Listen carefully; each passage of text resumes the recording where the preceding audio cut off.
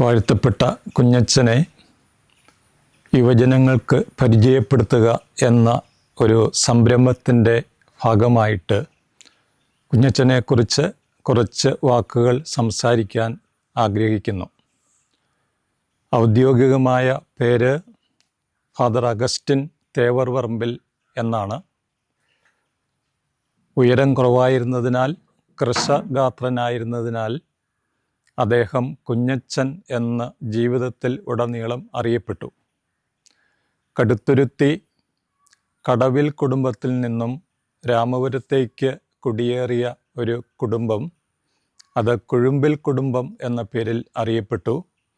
ആ കുഴുമ്പിൽ കുടുംബത്തിൻ്റെ ഒരു ഉപശാഖയാണ് തേവർപറമ്പിൽ കുടുംബം.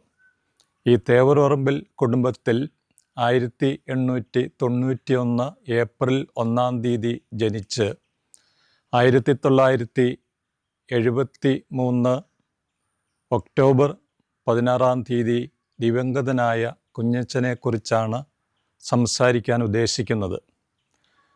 കുഞ്ഞച്ചൻ്റെ ജീവിതവുമായി ബന്ധപ്പെടുത്തി 2 വശങ്ങൾ ഉണ്ട് എന്ന് ഞാൻ കരുതുന്നു. ഒന്ന്, വിശുദ്ധനായ കുഞ്ഞച്ചൻ. 2, ദളിത് ഹരിജനങ്ങളുടെ ഉദ്ധാരകനായ കുഞ്ഞച്ചൻ. ഞാൻ ആദ്യം സംസാരിക്കുന്നത് വിശുദ്ധനായ കുഞ്ഞച്ചനെക്കുറിച്ചാണ്. കത്തോലിക്കാ സഭയുടെ നടപടിക്രമങ്ങൾ അനുസരിച്ച് മരണപ്പെട്ടുപോയ ഒരാളെ വിശുദ്ധനായി പ്രഖ്യാപിക്കണമെങ്കിൽ നിരവധിയായ പടവുകൾ ഉണ്ട്. ആദ്യം അദ്ദേഹത്തെ ദൈവദാസൻ എന്ന് പ്രഖ്യാപിക്കണം, പിന്നീട് ധന്യൻ എന്ന് പ്രഖ്യാപിക്കണം, 3 വാഴ്ത്തപ്പെട്ടവൻ എന്ന് പ്രഖ്യാപിക്കണം. 4-മത്തേതും അവസാനത്തേതുമായ സ്റ്റേജാണ് വിശുദ്ധൻ എന്നുള്ള പദവി അല്ലെങ്കിൽ സ്റ്റേജ്. കുഞ്ഞച്ചൻ ഇപ്പോൾ വാഴ്ത്തപ്പെട്ടവരുടെ ഗണത്തിലാണ്. അതുകൊണ്ടാണ് വാഴ്ത്തപ്പെട്ട കുഞ്ഞച്ചൻ എന്ന് ഇപ്പോൾ കുഞ്ഞച്ചൻ അറിയപ്പെടുന്നത്. ഈ വിശുദ്ധനായ വൈദികനെ നേരിൽ കാണാനും സംസാരിക്കുവാനും എനിക്ക് കഴിഞ്ഞിട്ടുണ്ട്. കുഞ്ഞച്ചനെ നേരിൽ കണ്ടത് അദ്ദേഹത്തിന് പുറത്തിറങ്ങി സഞ്ചരിക്കാൻ പറ്റാത്ത സാഹചര്യം അല്ലെങ്കിൽ കാലത്താണ്. വാർദ്ധക്യ സഹജമായ ക്ഷീണത്താൽ രാമപുരം പള്ളിയോടനുബന്ധിച്ചുള്ള അദ്ദേഹത്തിൻ്റെ ഭവനത്തിൽ അല്ലെങ്കിൽ മുറിയിൽ താമസിക്കുമ്പോഴാണ് കുഞ്ഞച്ചനെ നേരിട്ട് കണ്ടിട്ടുള്ളത്. ആ മുറി ഇന്നും സംരക്ഷിക്കപ്പെട്ടിട്ടുണ്ട്. കുഞ്ഞച്ചൻ മ്യൂസിയം എന്ന പേരിലാണ് ആ ഭവനം, 2 നിലകളുള്ള ആ ഭവനം അറിയപ്പെടുന്നത്. അതിൻ്റെ മുകളിലത്തെ നില സഭയെ നയിച്ച പാറേമാക്കൽ തോമാ കത്തനാർ അല്ലെങ്കിൽ ഗോവണ്ണദോറുടെ ഭരണകേന്ദ്രമായിരുന്നു. താഴത്തെ നിലയിലാണ് കുഞ്ഞച്ചൻ പിന്നീട് താമസിച്ചിരുന്നത്. 1/2 നൂറ്റാണ്ടോളം കാലം കുഞ്ഞച്ചൻ ആ മുറിയിൽ താമസിച്ചു. അല്പം ഇരുട്ടുള്ള ഒരു മുറിയായിരുന്നു. സദാസമയവും കുഞ്ഞച്ചൻ്റെ മുറിയുടെ വാതിലുകൾ തുറന്ന് ഇരുന്നു. ആർക്കും ഏത് സമയത്തും പ്രവേശിക്കാമായിരുന്നു. കുഞ്ഞച്ചൻ ഒരു കട്ടിലിൽ ഇരിക്കും. ഇരുട്ടുള്ള മുറി ആയതുകൊണ്ട് കയറി ചെല്ലുന്നയാളിന് കുഞ്ഞച്ചനെ പെട്ടെന്ന് കാണാൻ പറ്റുകയില്ല. ഒരു ടൈം പീസിൻ്റെ ടിക് ടിക് എന്നുള്ള ശബ്ദം കേൾക്കാം. പിന്നീട് ഇരുട്ടുമായി കയറി ചെല്ലുന്നയാളുടെ കണ്ണുകൾ അഡ്ജസ്റ്റ് ചെയ്യുമ്പോൾ വെള്ള ലോഹ അണിഞ്ഞ് കട്ടിലിൽ ഇരിക്കുന്ന, ജപമാല കയ്യിലേന്തി നിരന്തരം പ്രാർത്ഥിച്ചുകൊണ്ടിരിക്കുന്ന ഒരു കുഞ്ഞച്ചനെയാണ് കാണുവാൻ പറ്റുന്നത്. ചെന്ന് കഴിയുമ്പോഴേ കുഞ്ഞച്ചൻ ചോദിക്കും, ആരാണ്, വീട്ടുപേരെന്താണ്? ഇത്രയും പറഞ്ഞു കഴിയുമ്പോൾ ഇന്ന വീട്ടിലെ ഇന്നയാളിൻ്റെ ആരാണ് എന്ന് ചോദിക്കും. എന്തിനു വന്നു എന്ന് ചോദിക്കും. അപ്പോഴുള്ള മറുപടി എനിക്കുണ്ടായിരുന്ന പ്രധാനമായും 3 കാര്യങ്ങളാണ്. 1, ഉപ്പും കയറും വെഞ്ചരിച്ച് നൽകണം, അല്ലെങ്കിൽ ചാഴിയെ വിലക്കിത്തരണം, അല്ലെങ്കിൽ പേന വെഞ്ചരിച്ച് തരണം. അപ്പോൾ മേശപ്പുറത്ത് അവ വയ്ക്കാൻ പറയും. കുഞ്ഞച്ചൻ പ്രാർത്ഥിക്കും, ആശീർവദിക്കും. എന്നിട്ട് പൊയ്ക്കോ പൊയ്ക്കോ എന്ന 2 വാക്കുകൾ പറയും. അപ്പോൾ ഇറങ്ങിപ്പോരണം. അപ്പോൾ ഈ സംസാരം എന്ന് പറയുന്നത് ഇത്രയും കാര്യങ്ങളിൽ ഒതുങ്ങിപ്പോകും. കുഞ്ഞച്ചൻ്റെ അടുത്ത് ഈ ഉപ്പും കയറും വെഞ്ചരിക്കുക എന്ന് പറയുന്ന നടപടിക്കായി ഒരുപാട് പേര് എത്തിക്കൊണ്ടിരുന്നു. അത് കാർഷിക പശ്ചാത്തലമുള്ള നമ്മുടെ നാട്ടിൽ കന്നുകാലികൾ, ആടുകൾ എന്നിവയൊക്കെ അതിൻ്റെ ഭാഗമായി വളർത്തും. കപ്പയില തിന്ന്, റബ്ബറില തിന്ന് ഒക്കെ ഇവയ്ക്ക് വിഷബാധയേക്കും.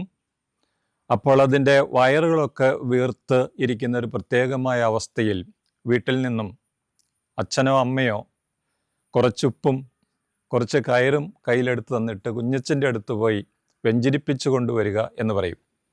കൊണ്ടുവന്നു കഴിയുമ്പോൾ ആ ഉപ്പ് വെള്ളത്തിലിട്ട് കന്നുകാലികൾക്ക്, ആടിന് കുടിക്കാൻ കൊടുക്കും. കയറ് കഴുത്തിലോ തലയിലോ കെട്ടിവയ്ക്കും. ഇതോടുകൂടി ഈ രോഗബാധയിൽ നിന്നും ഈ മൃഗങ്ങൾ രക്ഷപ്പെടുന്ന കാഴ്ചകൾ കാണാൻ പറ്റും. അതനുഭവത്തിൽ എനിക്കും ഉണ്ടായിട്ടുണ്ട്. രണ്ടാമത്തേത്, നെൽകൃഷി ധാരാളമായിട്ടുള്ള ഒരു പ്രദേശമായിരുന്നു ഇത്. 2 കൃഷികളുണ്ട്.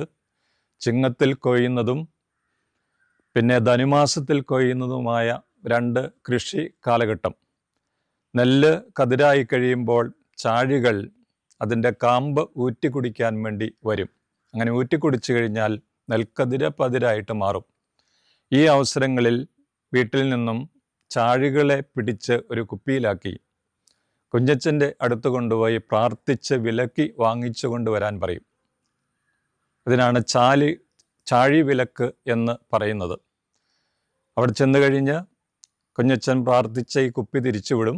വീട്ടിൽ വന്നു കഴിയുമ്പോൾ മാതാപിതാക്കളിൽ ഒരാൾ നെൽ വയലിലെ വരമ്പിൻ്റെ നടുഭാഗത്ത് എത്തി കുപ്പി തുറന്ന് ഈ ചാഴികളെ പുറത്തേക്ക് വിടും.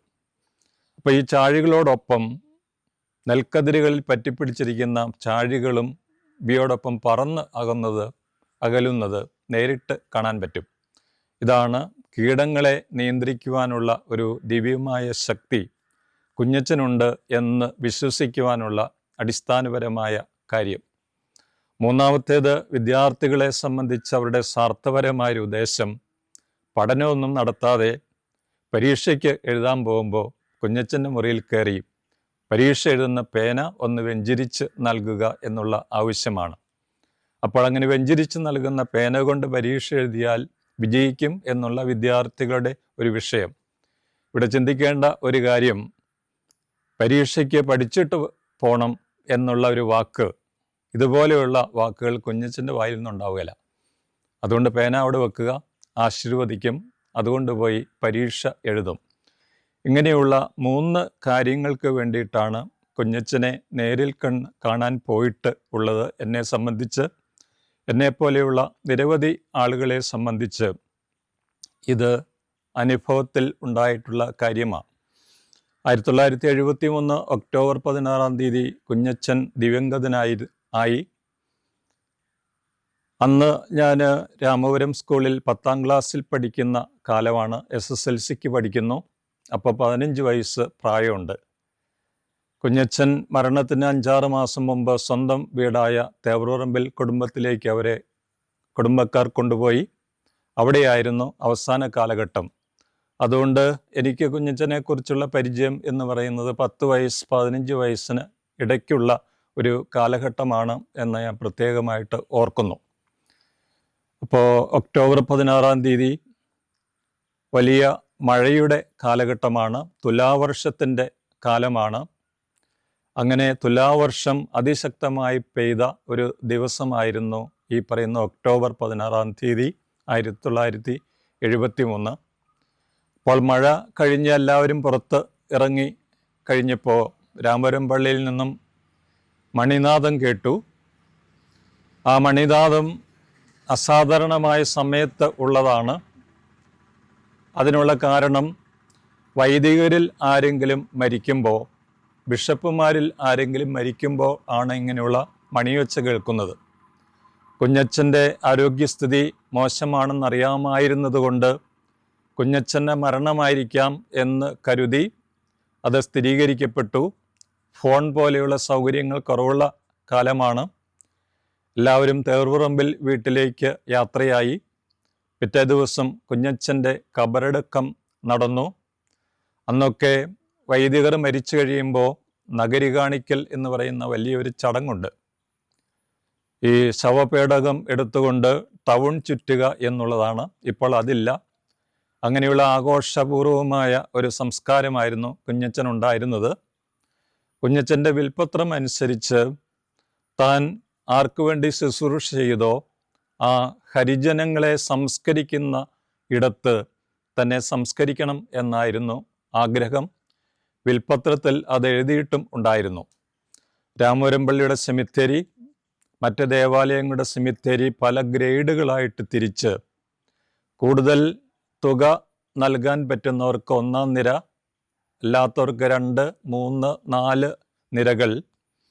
ഇവ കൂടാതെ സെമിത്തേരിയുടെ ഒരു കോണിൽ ദളിത് ക്രൈസ്തവരെ സംസ്കരിക്കാൻ വേണ്ടിയിട്ടുള്ള ഒരു പൊതുസ്ഥലം ഉണ്ടായിരുന്നു. ഈ പൊതുസ്ഥലത്ത് സംസ്കരിക്കപ്പെടണം എന്നായിരുന്നു കുഞ്ഞച്ചൻ്റെ ആഗ്രഹം. പക്ഷെ അത് നിറവേറ്റപ്പെട്ടില്ല. അതിൻ്റെ കാരണം ജീവിച്ചിരിക്കുമ്പോൾ തന്നെ കുഞ്ഞച്ചൻ ഒരു വിശുദ്ധനാണ് എന്ന് എല്ലാവരും കരുതിയിരുന്നു. വിശുദ്ധനായി ഒരാളിനെ പ്രഖ്യാപിക്കുമ്പോൾ ചില നടപടിക്രമങ്ങളുണ്ട്. സംസ്കരിക്കപ്പെട്ടിരിക്കുന്ന കല്ലറ തുറക്കണം, ഭൗതിക അവശിഷ്ടങ്ങൾ ശേഖരിക്കണം, പ്രത്യേക പെട്ടിയിലാക്കണം. ഇങ്ങനെയുള്ള നടപടിക്രമങ്ങൾ ഒരു പൊതുവായി സംസ്കരിക്കപ്പെടുന്ന ഇടത്ത് ഉണ്ടാകാൻ പറ്റില്ല എന്നതുകൊണ്ട് ആകാം കുഞ്ഞച്ചൻ്റെ ആഗ്രഹത്തിന് വിപരീതമായി രാമപുരത്തെ പഴയ പള്ളിക്കുള്ളിൽ തന്നെ കുഞ്ഞച്ചനെ സംസ്കരിച്ചത്. കുഞ്ഞച്ചനെ സംസ്കരിച്ചതിൻ്റെ പിറ്റേ ദിവസം മുതൽ ഞാൻ നേരത്തെ പറഞ്ഞ 3-4 ആവശ്യങ്ങൾക്കായി ആൾക്കാർ കുഞ്ഞച്ചൻ്റെ ഖബറിടത്തുങ്കൽ കൊണ്ടുവന്ന് ഈ ചാഴികളെ ഉപ്പും കയറും പേനകൾ ഒക്കെ വെച്ച് പ്രാർത്ഥിക്കാൻ തുടങ്ങി. അത് ദിവസേന കൂടിക്കൂടി വന്നു. അപ്പോൾ കുഞ്ഞച്ചൻ വിശുദ്ധനായ വൈദികൻ എന്നുള്ള ആ നിലയിൽ വിശുദ്ധിയിലേക്ക് പ്രഖ്യാപിക്കപ്പെടുവാനുള്ള നടപടിക്രമങ്ങൾ കത്തോലിക്ക സഭ ആരംഭിച്ച് ഈ 3-ാമത്തെ സ്റ്റേജിൽ ഇപ്പോൾ എത്തി നിൽക്കുകയാണ്. ഇനി രണ്ടാമതായിട്ട് കുഞ്ഞച്ചൻ്റെ പ്രവർത്തന മണ്ഡലം എന്ന് പറയുന്നത് ദളിത് ജനങ്ങളുടെ വിമോചകൻ എന്ന് ഞാൻ ഉപയോഗിക്കുന്നില്ല. ദളിത് ജനങ്ങളുടെ സംരക്ഷകനും ഹരിജന ഉദ്ധാരകനും എന്നുള്ള നിലയ്ക്കാണ് ഞാൻ രണ്ടാമതായി കുഞ്ഞച്ചനെ നോക്കിക്കാണുന്നത്. ഇപ്പോൾ പ്രധാനമായും ഉപയോഗിക്കുന്നത് ദളിത് ജനങ്ങളുടെ സംരക്ഷകനായി കുഞ്ഞച്ചൻ പ്രവർത്തിച്ചു എന്നാണ്. പക്ഷേ കുഞ്ഞച്ചൻ ജീവിച്ചിരുന്ന കാലഘട്ടത്തിൽ സാധാരണയായിട്ട് ഉപയോഗിക്കപ്പെടുന്ന ഒരു ടേമല്ല ദളിത്. വാക്കിൻ്റെ അർത്ഥം അടിച്ചമർത്തപ്പെട്ടവൻ എന്നാണ്. കുഞ്ഞച്ചൻ്റെ കാലഘട്ടത്തിൽ ഉപയോഗിച്ചിരുന്ന വാക്ക് ഹരിജനങ്ങൾ എന്നുള്ളതാണ്. ഹരിജന ഉദ്ധാരകൻ എന്നുള്ള പേരാണ് അതുകൊണ്ട് കുഞ്ഞച്ചന് കൂടുതലായിട്ട് ചേർന്നത്. ആ പേര് മഹാത്മാഗാന്ധിയുമായി ബന്ധപ്പെട്ടതാണ്. അദ്ദേഹമാണ് ഈ ദളിത് വിഭാഗത്തിൽപ്പെട്ട 4 ജാതിയിൽ പെടാതെ പുറത്ത് കഴിഞ്ഞിരുന്ന വർണ്ണവ്യവസ്ഥയിലെ ആ മനുഷ്യരെ ഹരിജനങ്ങൾ, ദൈവത്തിൻ്റെ ജനങ്ങൾ എന്ന അർത്ഥത്തിൽ ഉപയോഗിച്ചിരുന്നത്. കുഞ്ഞച്ചനും ദളിത് എന്ന് പറയുന്ന വാക്ക് ഉപയോഗിച്ചില്ല, ഹരിജനങ്ങൾ എന്നുള്ള വാക്കാണ് ഉപയോഗിച്ചത്. കൂടുതലായും അദ്ദേഹം ഉപയോഗിച്ച മറ്റൊരു വാക്കുണ്ട്, എൻ്റെ മക്കൾ എന്നുള്ള വാക്കാണ് അദ്ദേഹം ഉപയോഗിച്ചിരുന്നത്. കുഞ്ഞച്ചൻ 1921 വൈദികനായി അഭിഷിക്തനാകുന്ന ഒരാൾ ഒരു ദേവാലയത്തിലെ അസിസ്റ്റൻ്റ് വികാരിയായിട്ടാണ് നിയമിതനാകുന്നത്. അദ്ദേഹത്തിൻ്റെ മുകളിലായി ഒരു വികാരി ഉണ്ടാകും. അദ്ദേഹത്തിൻ്റെ നിയന്ത്രണത്തിൽ വികാരിയുടെ മുകളിലായി രൂപതയുടെ ബിഷപ്പ് ഉണ്ടാകും. നിയമനങ്ങൾ നടത്തുന്നത് രൂപതയുടെ ബിഷപ്പാണ് എവിടെ ആരെ നിയമിക്കണം എന്ന് തീരുമാനിക്കുന്നത്. 1921 പാലാ രൂപത ഉണ്ടായിട്ടില്ല, ചങ്ങനാശ്ശേരി രൂപതയാണ് ഉള്ളത്. അതുകൊണ്ട് ചങ്ങനാശ്ശേരി രൂപത വൈദികനായിട്ടാണ് കുഞ്ഞച്ചൻ അഭിഷിക്തനാകുന്നത്. 1 വർഷം രാമപുരത്ത് അസിസ്റ്റൻ്റ് വികാരിയായിരുന്നു. പിന്നീട് 3 വർഷം കടനാട്ടിൽ അസിസ്റ്റൻ്റ് വികാരിയായിരുന്നു. അപ്പോൾ 1925 ആയി. ഈ കാലഘട്ടത്തിൽ കുഞ്ഞച്ചന് അസുഖം പിടിപെടുന്നു. പനി മാറാതെ തുടർന്നു. അതുകൊണ്ട് അച്ഛനെ അസിസ്റ്റൻ്റ് വികാരി സ്ഥാനത്തെ ജോലികളിൽ നിന്നും മാറ്റി രാമപുരം പള്ളിയിലേക്ക് വിശ്രമത്തിനായി ചങ്ങനാശ്ശേരി രൂപത അധ്യക്ഷൻ കൽപ്പന പ്രകാരം അയക്കുകയാണ് ഉണ്ടായത്. 1925 അങ്ങനെ കടനാട്ടിൽ നിന്ന് തിരിച്ച് 1926 ആരംഭത്തിൽ വിശ്രമത്തിനായി കുഞ്ഞച്ചൻ രാമപുരം ഫൊറോന പള്ളിയിൽ എത്തുന്നു.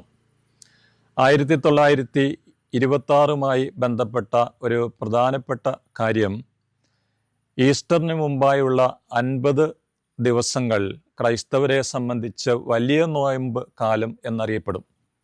എല്ലാ ഇടവകകളിലും ഈ വലിയ നോയമ്പിൻ്റെ മധ്യഭാഗത്തോടുകൂടി നടത്തപ്പെടുന്ന ഒരു ധ്യാന രീതിയുണ്ട്. ഒരാഴ്ചയോളം ഏതാണ്ട് നീണ്ടു നിൽക്കും. 1926 മാർച്ച് മധ്യത്തോടെ രാമപുരത്ത് നടന്ന ഈ ധ്യാനത്തിൽ ധ്യാനപ്രസംഗം നടത്തിയ വൈദികൻ ഹരിജനക്ഷേമ പ്രവർത്തനങ്ങളുടെ ആവശ്യകതയെക്കുറിച്ച് ഊന്നൽ നൽകി സംസാരിച്ചു. അപ്പോൾ അന്നത്തെ വികാരിയായിരുന്ന കുഴുമ്പിൽ തോമസ് അച്ഛൻ, കുഞ്ഞച്ചൻ്റെ തന്നെ കുടുംബക്കാരനാണ്, അദ്ദേഹം രാമപുരത്ത് ഹരിജനക്ഷേമ പ്രവർത്തനങ്ങൾക്ക് തുടക്കം കുറിച്ചിരുന്നു.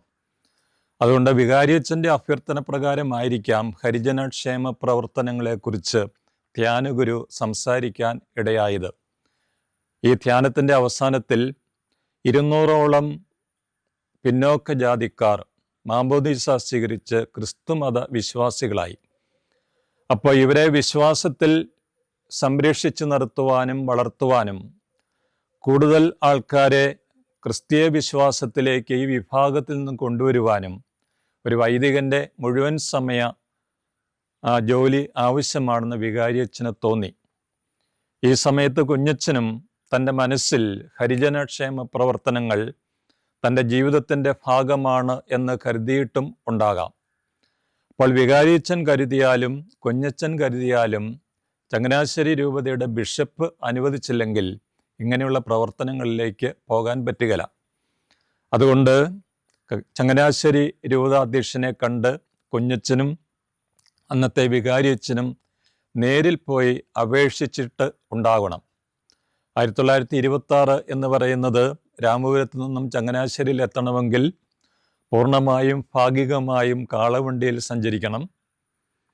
അപ്പോൾ ഇവിടുത്തെ പ്രധാനപ്പെട്ട കുടുംബങ്ങൾക്ക് യാത്രയ്ക്കും മറ്റുമായി കാളവണ്ടികളുണ്ട്. അപ്പോൾ തേവറോർമ്പിൽ കുടുംബത്തിന് അല്ലെങ്കിൽ കൊഴുമ്പിൽ കുടുംബത്തിന് കാളവണ്ടി തീർച്ചയായിട്ടും ഉണ്ടാകും. പൂർണ്ണമായിട്ടും ചിലപ്പോൾ കാളവണ്ടിയിലായിരിക്കും സഞ്ചരിച്ചത്. അപ്പോൾ ചങ്ങനാശ്ശേരിയിൽ എത്തിക്കഴിഞ്ഞു കഴിഞ്ഞാൽ ഒരു ബിഷപ്പിനെ ഒന്നും പെട്ടെന്ന് കാണാൻ പറ്റുകയില്ല. അതിനുള്ള പെർമിഷൻ കിട്ടണം. നേരിട്ട് സംസാരിക്കാൻ പറ്റുകയില്ല. പറയാനുള്ള കാര്യം എഴുതിക്കൊണ്ടു പോകണം. ബിഷപ്പിനെ കണ്ടു കഴിയുമ്പോൾ മുട്ടിന്മേൽ നിന്ന് പറയാൻ ഉദ്ദേശിക്കുന്ന കാര്യങ്ങൾ കടലാസിൽ എഴുതിയത് നൽകണം. ബിഷപ്പ് വായിച്ചു നോക്കും. വായിച്ചു നോക്കിക്കഴിയുമ്പോൾ അവസാനം എഴുന്നേറ്റ് പൊക്കോളാൻ പറഞ്ഞു കഴിയുമ്പോൾ എഴുന്നേറ്റ് പോരുക. ഇതാണ് അന്നത്തെ രീതി. അതുകൊണ്ട് കുഞ്ഞച്ചൻ രാമപുരത്ത് വന്നതിന് ശേഷം ഹരിജനക്ഷേമ പ്രവർത്തനങ്ങളാണ് തൻ്റെ വഴി എന്ന് മനസ്സിലാക്കി അതിലേക്ക് നീങ്ങി എന്ന് ചില ജീവചരിത്രകാരന്മാർ എഴുതിയിട്ടുണ്ട്. അത് പൂർണ്ണമായും ശരിയല്ല എന്ന് ഓർമ്മിപ്പിക്കാൻ വേണ്ടിയിട്ടാണ്. സാഹചര്യവും സഭയുടെ നടപടിക്രമങ്ങളും അപ്രകാരമാണ്. ഏതായാലും അതിനുശേഷം ചങ്ങനാശ്ശേരി രൂപതാധ്യക്ഷൻ്റെ പ്രത്യേകമായ കൽപ്പന വന്നു. കുഞ്ഞച്ചനെ ദളിതരുടെ ഈ കാര്യങ്ങൾക്കായി നിയോഗിച്ചുകൊണ്ടുള്ള കൽപ്പന വന്നപ്പോഴാണ് ഔദ്യോഗികമായി കുഞ്ഞച്ചൻ ഈ ജോലി ദളിതരുടെ സംരക്ഷണ പ്രവർത്തനത്തിന് വേണ്ടിയിട്ടുള്ള പ്രവർത്തനങ്ങൾ ആരംഭിച്ചത് എന്ന് പറയുന്ന ഒരു ചരിത്ര യാഥാർത്ഥ്യം ഉണ്ട്. ഇവിടെ പ്രത്യേകമായി വർത്തമാനകാല തലമുറ മനസ്സിലാക്കേണ്ടി ഇരിക്കുന്ന കാര്യം, ലഘുവായി ലളിതമായി കുഞ്ഞച്ചൻ ഈ ഒരു ജോലിയിലേക്ക് പ്രവേശിച്ചു എന്ന് കരുതരുത്. അതിനുള്ള സാഹചര്യങ്ങൾ രൂപപ്പെടേണ്ടതായിട്ടുണ്ടായിരുന്നു. സാഹചര്യം രൂപപ്പെട്ടു വന്നു കേരളത്തിലും ഇന്ത്യയിൽ ഉടനീളവും. അതിൽ ചങ്ങനാശ്ശേരി രൂപതാധ്യക്ഷനെ സ്വാധീനിച്ച സാമൂഹികമായ ചുറ്റുപാടുകളെക്കുറിച്ച് കൂടി ഒന്ന് ഓർമ്മപ്പെടുത്തേണ്ടതുണ്ട് എന്ന് ഞാൻ കരുതുന്നു. 1924 കേരളത്തെ സംബന്ധിച്ച് സുപ്രധാനമായ ഒരു വർഷമാണ്. വൈക്കം സത്യാഗ്രഹം ആരംഭിച്ച വർഷമാണ് 1924 വൈക്കം സത്യാഗ്രഹം ആരംഭിച്ചത് വൈക്കം ക്ഷേത്രത്തിന് മുമ്പിലുള്ള വഴിയിലൂടെ അവർണരായ മനുഷ്യർക്ക് സഞ്ചരിക്കുവാനുള്ള സ്വാതന്ത്ര്യത്തിന് വേണ്ടിയിട്ടാണ് വൈക്കം സത്യാഗ്രഹം നടത്തിയത്. വൈക്കം സത്യാഗ്രഹത്തിന് മുമ്പിൽ തീണ്ടാപ്പലകൾ സ്ഥാപിച്ചിട്ടുണ്ടായിരുന്നു. ആ പലകയിൽ എഴുതി വച്ചിരുന്നത് ഈഴവാദി പിന്നോക്ക ജാതിക്കാർക്ക് പ്രവേശനമില്ല എന്നുള്ളതാണ്. അതുകൊണ്ട് ജാതി വ്യവസ്ഥയിൽ ബ്രാഹ്മണർ, ക്ഷത്രിയർ, വൈശ്യർ, ശൂദ്രർ എന്ന് പറയുന്ന 4 വർണ്ണങ്ങൾ, അവർക്ക് മാത്രമേ ഈ വഴിയിലൂടെ പ്രവേശനം ഉണ്ടായിരുന്നുള്ളൂ. പിന്നോക്ക ജാതിക്കാർ, അവരിൽ ഈഴവരും ഉൾപ്പെട്ടിരുന്നു. അതുകൊണ്ടാണ് ഈഴവാദി പിന്നോക്ക ജാതിക്കാർക്ക് പ്രവേശനമില്ല എന്ന് എഴുതിയിരുന്നത്. ഈ അധസ്ഥിതർ സാമ്പത്തികമായിട്ട് വളരെ മോശമായ അവസ്ഥയിലായിരുന്നെങ്കിലും ഈഴവര് സാമ്പത്തികമായി അത്ര പിന്നോക്കമായ അവസ്ഥയിലായിരുന്നില്ല. അതിൻ്റെ കാരണം 1865 തിരുവിതാംകൂറിൽ ഭണ്ഡാരപ്പാട്ട വിളംബരം ഉണ്ടായി. എന്ന് പറഞ്ഞാൽ രാജകീയ ഭണ്ഡാരത്തിലുണ്ടായിരുന്ന ഭൂമി വിലയ്ക്ക് രാജാവ് വിൽക്കുവാൻ തുടങ്ങി. അതിനെയാണ് ഭണ്ഡാരപ്പാട്ടം എന്ന് പറയുന്നത്. ഇങ്ങനെ വില കൊടുത്ത് ഭണ്ഡാരപ്പാട്ടത്തിന് അവകാശമുണ്ടെങ്കിൽ അത് സ്വന്തമായി വിൽക്കാം, കൈമാറ്റം ചെയ്യാം, പിൻതലമുറക്കാർക്ക് നൽകാം. അതുകൊണ്ട് സ്വതന്ത്രമായി ഭൂമിയുടെ അവകാശം ലഭിച്ച ഒന്നായിരുന്നു ഭണ്ഡാരപ്പാട്ട വിളംബരം. അത് നടക്കാനുള്ള കാരണം തിരുവിതാംകൂർ ഗവൺമെൻറ്റിന് സാമ്പത്തിക ബുദ്ധിമുട്ടുണ്ടായപ്പോൾ അതിൽ നിന്നും കരകയറാനുള്ള ഒരു വഴിയായിട്ടാണ് ഭണ്ഡാരപ്പാട്ട വിളംബരം ഉണ്ടായത്. ഇതിലൂടെ 3 വിഭാഗം ആൾക്കാർ ഭൂമികളുടെ ഉടമയായി.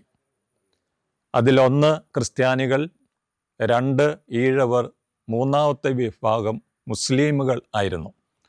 അപ്പോൾ ഭണ്ഡാരപ്പാട്ട വിളംബരത്തിലൂടെ ഒരുപാട് ഭൂമിയുടെ ഉടമകളായ ഈഴവർ സാമ്പത്തികമായി മുന്നിലായിരുന്നെങ്കിലും അവർക്ക് ക്ഷേത്രത്തിൽ പ്രവേശിക്കാനോ ക്ഷേത്ര വഴികളിലൂടെ സഞ്ചരിക്കുവാനോ ഉള്ള സ്വാതന്ത്ര്യം ഉണ്ടായിരുന്നില്ല.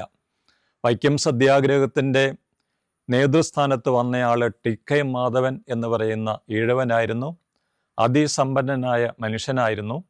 1921 അദ്ദേഹം തിരുനെൽവേലിയിൽ പോയി മഹാത്മാഗാന്ധിയെ കണ്ട് വൈക്കം ക്ഷേത്രവുമായി ബന്ധപ്പെട്ട പ്രശ്നത്തെ ഗാന്ധിജിയുടെ ശ്രദ്ധയിൽപ്പെടുത്തുകയും അദ്ദേഹം വേണ്ട സഹായ സഹകരണങ്ങൾ നൽകാം എന്ന് ഉറപ്പു നൽകുകയും ചെയ്തു.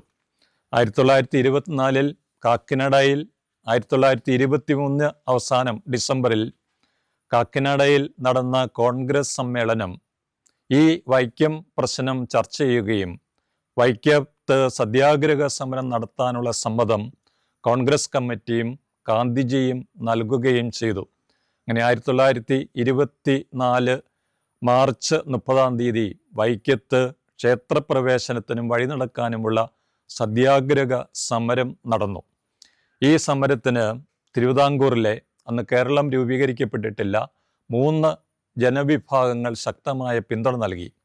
ഒന്ന് ഈഴവർ, SNDP ശ്രീനാരായണ ഗുരു, 2 NSS മന്മത്ത് പത്മനാഭൻ്റെ നേതൃത്വത്തിൽ ഉള്ളത്, 3 ക്രൈസ്തവ സഭകൾ. അപ്പോൾ ആദ്യം പറഞ്ഞ 2 വിഭാഗം അവർ ഹിന്ദുമതവുമായി ബന്ധപ്പെട്ടിട്ടുള്ളവരാണ്. ക്രൈസ്തവ വിഭാഗം അങ്ങനെയല്ല. ആ വിഭാഗത്തിൽ ജാതി ചിന്തകൾ ഇല്ലെന്ന് പറയുന്നില്ല, പക്ഷേ കുറവായിരുന്നു. അവർ സ്ഥാപിച്ചിരുന്ന വിദ്യാലയങ്ങളിൽ മുഴുവൻ ഏത് ജാതിക്കാർക്കും പ്രവേശനം അനുവദിച്ചിരുന്നു.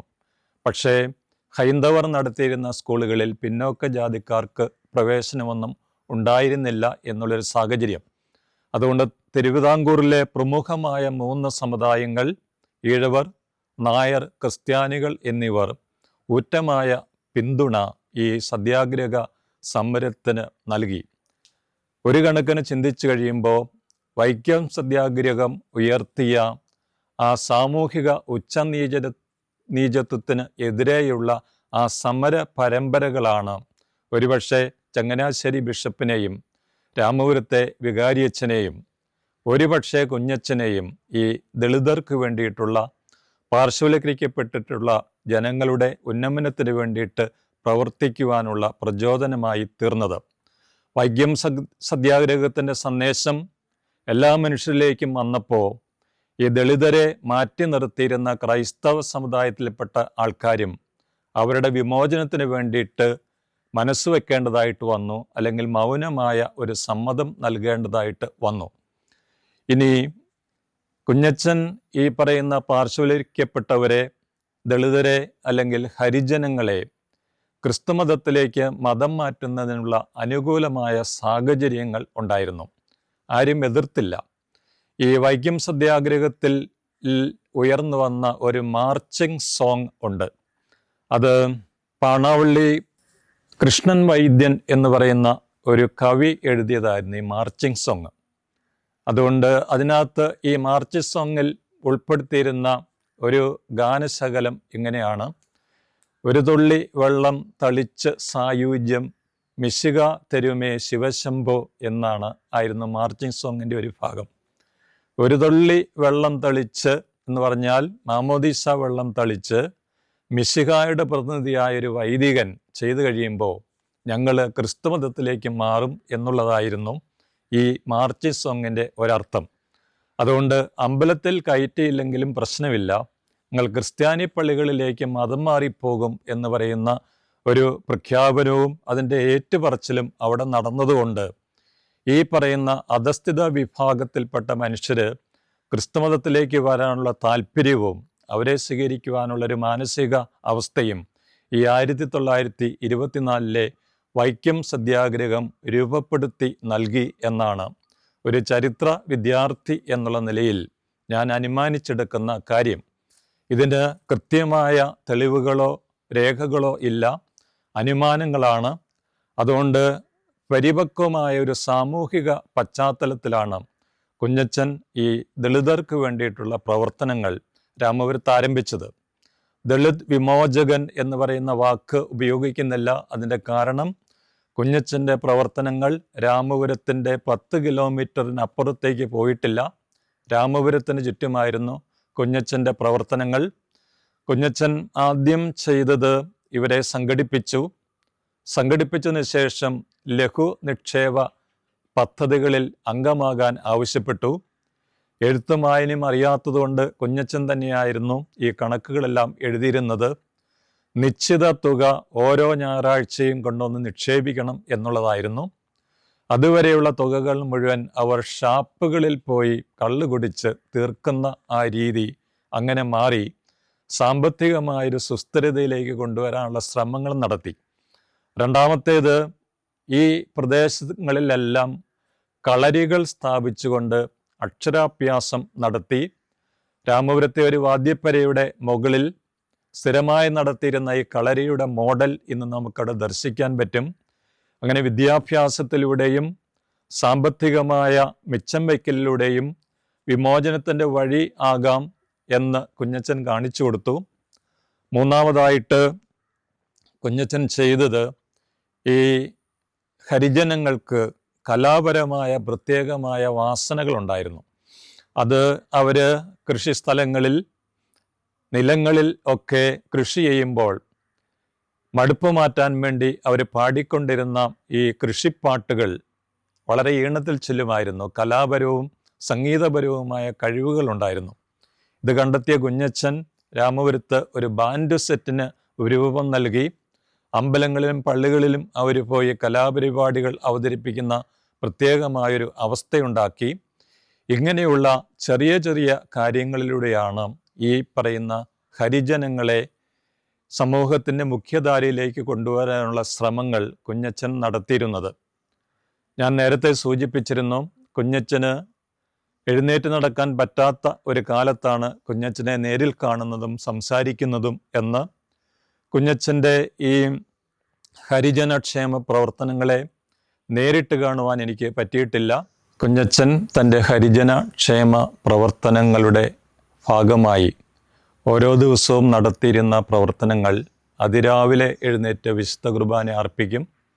അതിനുശേഷം പ്രഭാത ഭക്ഷണം കഴിക്കും. ഉച്ചഭക്ഷണത്തിനായി ഒരു ഏത്തപ്പഴമോ മുട്ട പുഴുങ്ങിയതോ കരുതും. സഹായത്തിനായി ഒരു ഉപദേശി അദ്ദേഹത്തിനും ഭക്ഷണം കരുതും. അങ്ങനെ രാമപുരത്തുനിന്നും കാൽനടയായി രാമപുരത്തിൻ്റെ സമീപ പ്രദേശങ്ങളിൽ മുഴുവൻ യാത്ര ചെയ്ത് ഈ യാത്രയ്ക്കിടയിൽ അദ്ദേഹം ഹോമിയോ മരുന്ന് കരുതിയിട്ടുണ്ടാവും. രോഗികളായി കിടക്കുന്നവർക്ക് മരുന്നുകൾ നൽകും. ആവശ്യമുള്ളവർക്ക് ആവശ്യമായ സേവനങ്ങൾ, ആശുപത്രിയിലേക്ക് കൊണ്ടുപോകേണ്ടവർക്ക് അതിനുള്ള സജ്ജീകരണങ്ങൾ, ഇതെല്ലാം ചെയ്തായിരുന്നു കുഞ്ഞച്ചൻ്റെ പ്രവർത്തന രീതി. ഇത് ഒരു ദിവസം പോലും മുടങ്ങാതെ വർഷത്തിൽ മുഴുവൻ ദിവസങ്ങളിലും കുഞ്ഞച്ചൻ ഈ പ്രവർത്തനങ്ങൾ രാവന്തിയോളം നിർവഹിച്ചുകൊണ്ടാണ് ഈ ഹരിജന ക്ഷേമ പ്രവർത്തനങ്ങൾ അച്ഛൻ നടത്തിക്കൊണ്ടിരുന്നത്. അച്ഛൻ്റെ പ്രത്യേകത, അച്ഛൻ്റെ ജീവിത കാലഘട്ടത്തിൽ 1926 ആരംഭിച്ച ഈ സേവനം അദ്ദേഹം പൂർണ്ണമായും വിനിയോഗിച്ചത് ദളിത് ക്രൈസ്തവർക്ക് വേണ്ടി മാത്രമാണ്. കൗദാശികപരമായ മതപരമായ കാര്യങ്ങൾ മുഴുവൻ അച്ഛൻ ഈ ദളിത് ക്രൈസ്തവർക്ക് അല്ലെങ്കിൽ ഹരിജന ക്രൈസ്തവർക്ക് മാത്രമായിട്ടേ നിർവഹിച്ചിരുന്നുള്ളൂ. എന്നാൽ ഞാൻ ആദ്യമേ സൂചിപ്പിച്ച കാര്യങ്ങൾ, കന്നുകാലികളുടെ രോഗശാന്തിക്കായി, നെല്ലിൻ്റെ സംരക്ഷണത്തിനായി പ്രത്യേകമായി ആവശ്യപ്പെടുന്നവർക്ക് ആ സേവനം ചെയ്തു കൊടുക്കുവാൻ കുഞ്ഞച്ചൻ യാതൊരു മടിയും കാണിച്ചിരുന്നില്ല.